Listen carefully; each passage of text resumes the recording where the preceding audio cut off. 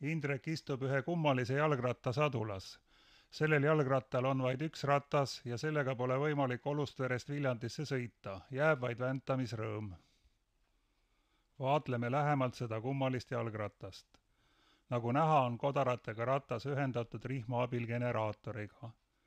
Generaator omakorda on ühendatud alaldiga, sest tegemist on vahelduvvoolu generaatoriga. Alaldi muudab vahelduvvoolu alalisvooluks. Kodarattega ratas on kettülekande abil ühendatud suure hammasrattaga, mis hakkab pöörlema, kui pedaalidele mõju avaldada. Alaldiga on omakorda juhtme abil ühendatud üks lamp, mis lebab selle kummalise jalgratta sadulal.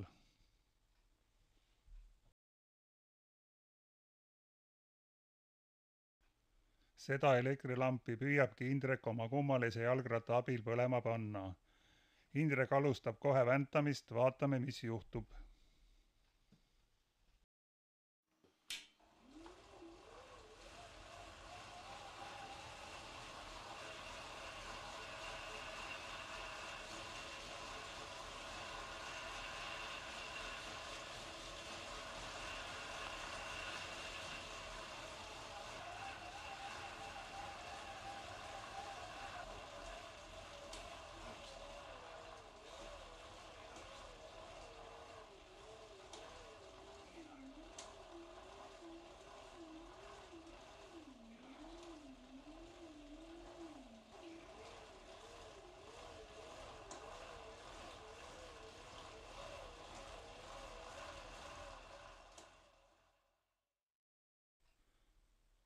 Nüüd on alaldiga ühendatud üks metalltraat, millel on üsna väike elektritakistus.